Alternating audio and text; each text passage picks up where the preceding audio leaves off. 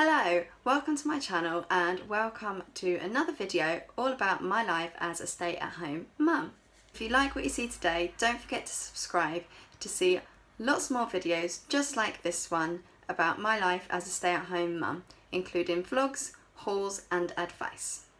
Today's video will be an advice video and I'm going to be talking about baby-led weaning on a budget. And in particular, 5 things that you need to get started on your weaning journey. Where possible, I will make sure to put links in the description down below for any products I mention. And if I can't find specific links, then I will try and put links to similar products, or at least let you know what the product is called. So let's get on with my list.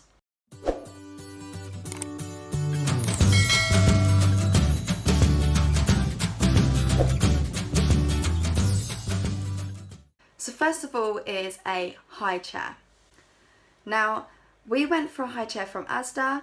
It was around £15, and the reason that we chose that one was because it has a footrest. So imagine sitting on a bar stool without a footrest. It wouldn't be comfy at all. You wouldn't feel supported. You'd constantly be shuffling up and making sure that you're sat on the seat properly. So sitting in a high chair without a footrest, I imagine, I mean I haven't tried it myself, but I imagine would be like that. And I don't think that I would find that very comfortable. I don't think you would find that very comfortable. And I don't think our babies would find that very comfortable either. So we made sure that a footrest was a priority for us. A lot of people like the IKEA one, and I think it's within a similar price range. But for us, the lack of footrest just completely put us off. But in the same way to that one, the Asda one, you can put it in the dishwasher and it's really easy to clean because it's made of hard plastic. It's not got any fabric on it. I am so glad that I didn't get a fabric Highchair because it just seems so hard to clean. There's so many little corners and things, so hard plastic is the way forward. It can also go in the dishwasher if you need it to, if you have a dishwasher. And I know sometimes we used to put the tray in the dishwasher, which was really handy if we'd had a really messy meal and it was kind of beyond my washing up skills. Also, as with most of the things in this video, pre-loved is absolutely okay. And to be honest, I encourage it because pre-loved, you can get so much value for your money. Some people only use their high chairs for a few months and then they switch to a booster seat, or they just didn't like that one particular one. Some people don't use their high chairs that long and then they pass them on or sell them. So checking on places like Facebook Marketplace is really good if you want to find a pre-loved high chair. Also, I know in our area we have free groups on Facebook where people give away things for free, and quite often I see high chairs on there too, so make sure you keep an eye there if you want to grab yourself a freebie. Okay, the second thing on my list is cutlery. I know when I was getting ready for weaning, I kept seeing in the shops they had so many different types of weaning cutlery. Did I want plastic? Did I want metal? Did I want ones that change colour when it's too hot to eat off of, ones that the baby can hold, ones that I can hold? There's just too much choice in my opinion. So we went really simple and we went with something that we already had in our drawer at home. We realised that there was no need for fancy weaning spoons. We just used teaspoons. Metal teaspoons. Yes, metal is fine from the very beginning of weaning, from 6 months when you start weaning. Absolutely fine. These are perfect size for little hands. I mean, we use them to stir our teas and coffees, but it's perfect size for a meal. And Luna gets on so well with teaspoons. She's 14 months now and she can feed herself with teaspoons. She scoops it up and eats it absolutely fine. So it worked for us and it'll probably work for you too. So we do also have a set of children's metal cutlery from the Fabler range at IKEA, and that was less than £5. And the reason we got that was for the fork, because obviously you get teaspoons, you don't get tea forks. But if you did have around some small cake forks or anything similar to that, that would do just the same job. It's basically just an adult fork, but on a smaller scale. So anything like that would do just the same job. And so if you already had that lying around, then don't waste your money on fancy children's cutlery. It's really not needed. Next up is bowls and plates. I mean, basically anything will do. At first we just used the tray of the Highchair because it was a lot easier. She didn't have to try and work out how to get it out of the plate or the bowl. She just ate it off the tray, ate what she wanted, left what she didn't, and that worked really, really well for us. And because of the Highchair that we chose, we could just put the tray in the dishwasher or really easily wash it up in the sink. So yeah, that really worked well for us. One thing I didn't bother with that I do think can be a bit of a waste of money is those suction plates that stick to the Highchair tray or the table. I see posts every single day on Facebook of people saying, is there any such thing as a suction bowl or suction plate that actually sticks? And I'm like, no, I'm not about that stress. I'm just going to use stuff that already doesn't stick, and then I'm not going to get stressed out about the fact that it doesn't stick because it's not supposed to stick. So yeah, they don't really stick that well anyway, and we just bypassed that stage. It only took a little bit of time. We did at first have to keep reminding Luna, like, bowl on the table or plate on the table, please. We started weaning 8 months ago now, and she very rarely drops her bowl or plate. Unless she's completely finished with her meal and we've not got the message, in which case she drops it on the floor. But that's okay. That's us not noticing, not anything to do with her. It's natural for her to do that. So you can use plastic or bamboo, or you can go straight to using breakable plates and bowls. I've got a few examples here of what we used. So at first we used these bowls.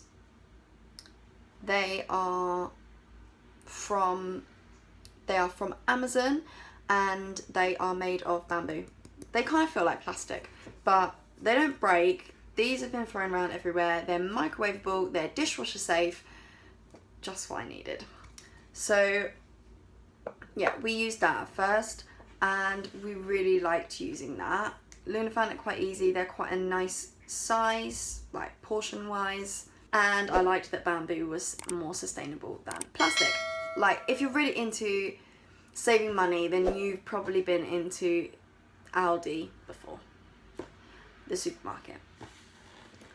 And in there I often see plate, bowl and cup sets, sometimes with cutlery included, all made of bamboo, so it's all sustainable material, and they're usually quite a good price in there. I don't know the exact price, I'll try and find out, but yeah, they're usually pretty good. And I've got something similar that we got from a local shop to us, but they usually look a little bit like this. So they're made of bamboo, they often have little sections, and that's another popular choice. It's not suction, it's just flat on the bottom.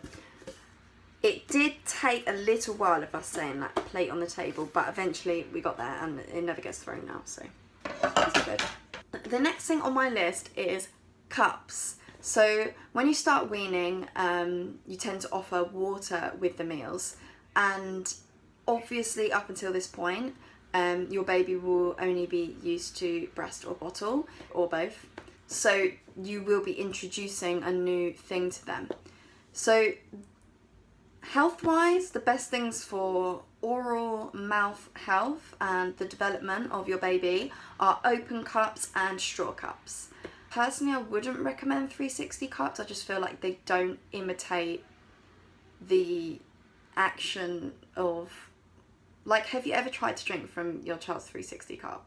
It's quite hard to get the water out. So we just went straight to open cups.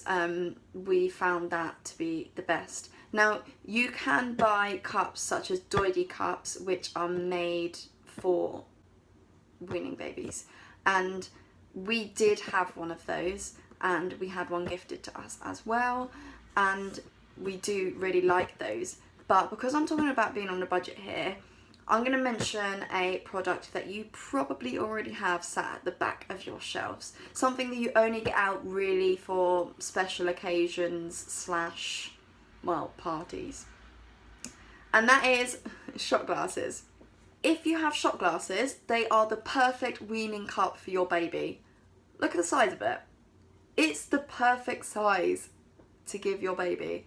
They could put both their hands around it, and if you give them a normal plastic beaker or whatever, they can't really get their hands around it properly, and that's quite difficult. But also the other thing is if you're worried about spillages and messes and just water going everywhere, this is the perfect introduction to an open cup, because you can only fit a small amount inside shot glasses. So I mean, if that spills, it's not really going to look like much on the table, is it? So that's a brilliant thing. So easy for them. And also I kind of back to the bowls and plates, because so Luna's 14 months now and she uses this plate, which is actually breakable. And I think that as soon as possible, if you're not ready to do it at 6 months, that's absolutely okay. But I think as soon as possible, it's really good for them to be handling those fragile breakables and to know what they feel like, and to know and recognise.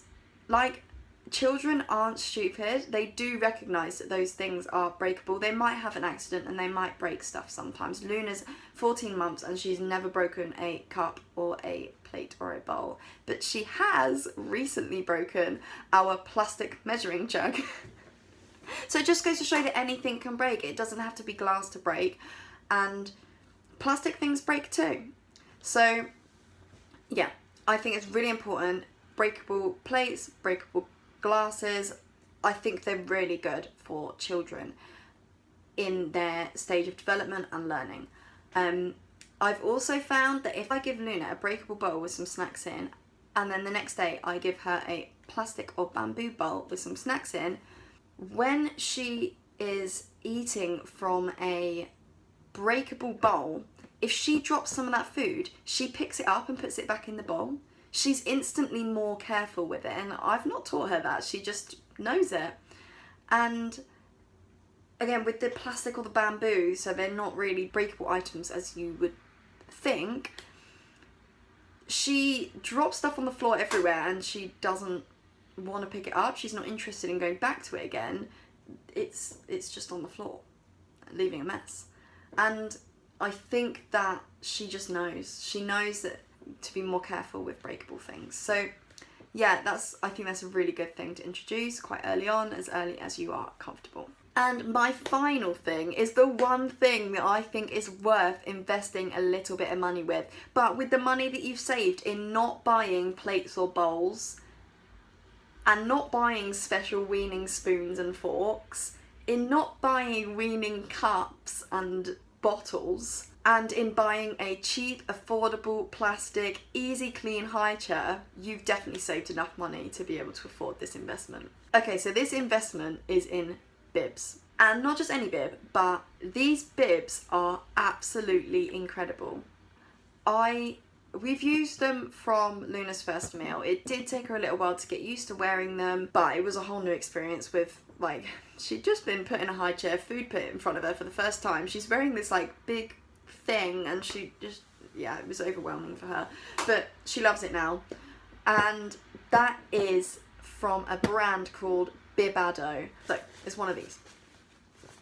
They have loads of different prints. We just thought, this was our favourite print, so we got this print. So, long sleeve arms, and I do believe they do have new designs, a new design of their Bibados, so they are slightly new and improved. This is a slightly older one. We got this one about 8 months ago, but they have poppers to make the sleeve shorter, and an elasticated wrist, Velcro to do it up at the back, And then, my favourite part. So, I feel like I need to like put it on or something to demonstrate. So they're wearing it like this, and they've got their tray here. You literally Velcro these around the tray, and then no food goes between them and the tray. So it saves their clothes. It saves that pile of food when you think they're clean and you take them out of the high chair and there's this big pool of food in their lap that you've missed. So yeah, it eliminates all of those issues. I've recommended them to friends, I've recommended them to family members. I think they're incredible, and I think that they are the only thing that is worth paying out for when weaning. So don't waste your money on the fancy bowls and the fancy spoons and the fancy cups, and spend your money on Bibados. You only really need 2. We've got quite a collection now because we started off with a couple and then I wanted a different design, and yes, it's one of those things. If you use cloth nappies, you'll understand that when companies release new prints of products, you just have to buy them. But yeah, these are the only thing that I believe is worth the investment when it comes to weaning. Okay, so now on to the main points of how to get started for baby-led weaning. I'm just going to share with you the main thoughts behind baby-led weaning and how to do it. So first of all, the reason it saves you even more money is because they eat exactly what you eat. You don't have to buy any of these jars or pouches. You don't have to cook 2 separate meals, one for you and one for your baby. You cook 1 meal and that's that. In fact, we didn't cook anything extra for probably the first 6 months, because what we did was we just gave Luna a little bit of food off of the side of our plate. So it didn't really affect my portion because she wasn't eating much at that point. She was still learning and doing it for the experience. And even now, I only cook a little bit extra. She doesn't eat loads, but she eats enough for her, and I trust that she knows when she is full. Secondly, they feed themselves. If it's something that needs a spoon, then you can do loaded spoons. So like, you load up the spoon, hand it to the baby, or put it on the tray or on the table, and they pick it up and feed it to their mouth. I love this because it means that you can eat your dinner while it's warm or even hot. And I know pre-weaning that doesn't often happen, especially for me, and a few friends have said the same.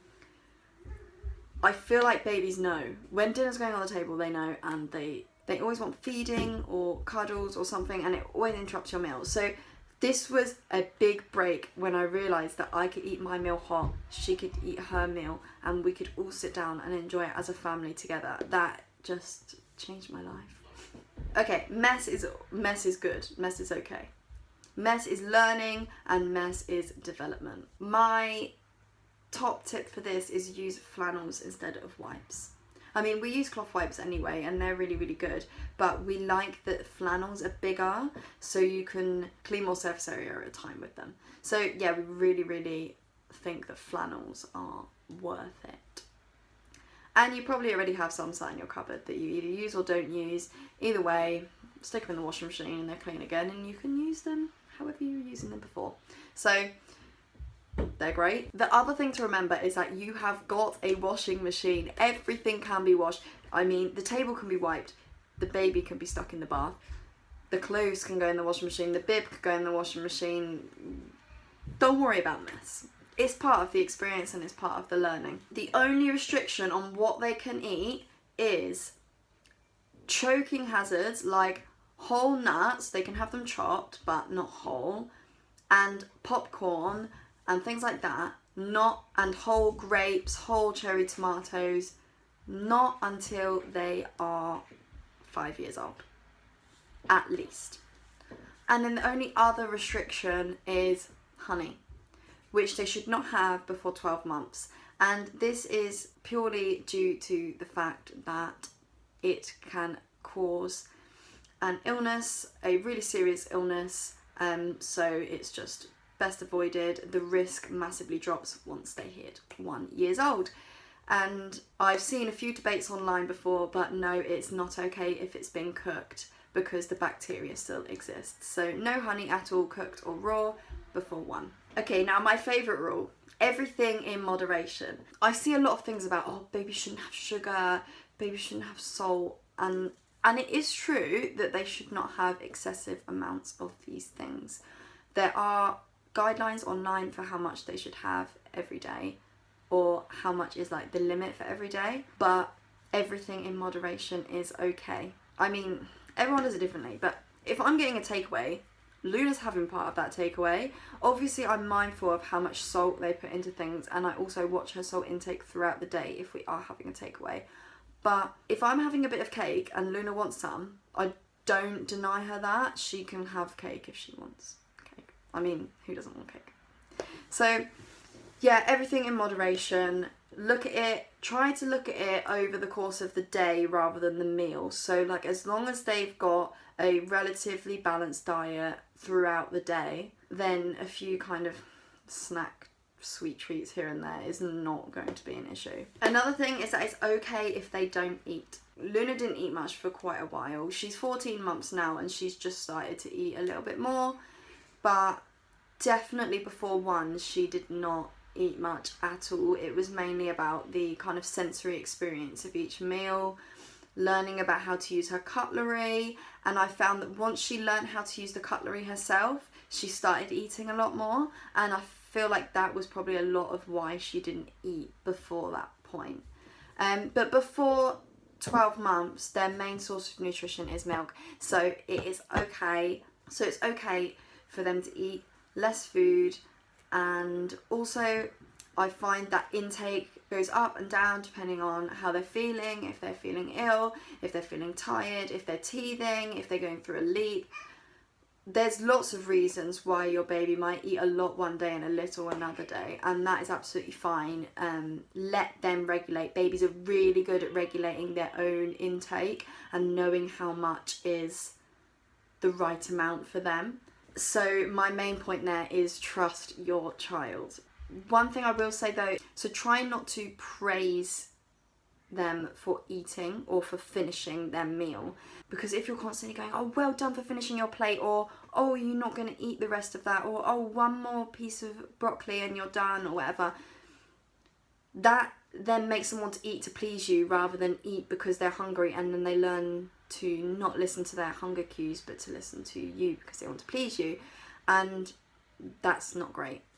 I think it's much better for them to listen to when their stomach is full and stop eating, rather than forcing themselves to eat more and losing that sensation. And my final point is gagging is absolutely fine and choking is not. So gagging is a natural part of weaning. It happens no matter how you wean, and it's simply because your baby is not used to solids or anything other than milk hitting the back of their throat, basically, or even going near, essentially.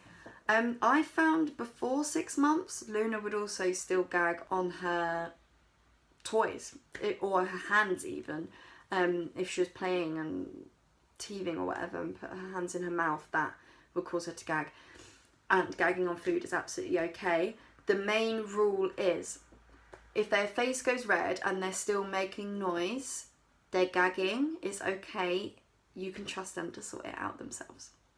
And it's actually fascinating. I watched Luna once when she was gagging, and you can watch the food go from the back of their throat where they're gagging to the front. And it's just fascinating the way the body does that, like as a natural process as they're learning. But the thing that is not okay is if they turn blue and if they make no noise. That is choking, and that is where it's really important to know what to do when your baby is choking. I feel like that really prepares you for weaning. You can find loads of videos on YouTube about that. Just search in gagging versus choking, baby-led weaning or weaning, and it will come up with some really useful videos for you to watch to learn that. I think that's a really important skill to know, how to deal with a baby who is choking. And we have come to the end of my video. Thank you for watching. I hope that you got some useful information from this video on how to start baby-led weaning on a budget. and the different things that you do and don't need to start baby-led weaning, as well as some tips on how to get started when the time is right for you and your baby. If there is anything else you would like to know about baby-led weaning, don't forget to ask me in the comments and I will be sure to make a video about it. I'm thinking that I want to make a video at some point about the signs of readiness for baby-led weaning, because I feel like that's something that's really important to know and something that is often misunderstood, and it is a question that I really often see on social media. People not knowing, like, is my baby ready yet? Are they the right age for weaning? Can I start weaning now? Should I wait? And so I think that is something that I want to talk about in the future. But if there's anything else, then drop it in the comments below and I will make sure to read them all and make some more videos about weaning if that's what you would like to know. Don't forget to like this video if you found it useful, and subscribe to see more videos all about my life as a stay-at-home mum. Thanks again for watching and I will see you in the next one. Bye bye.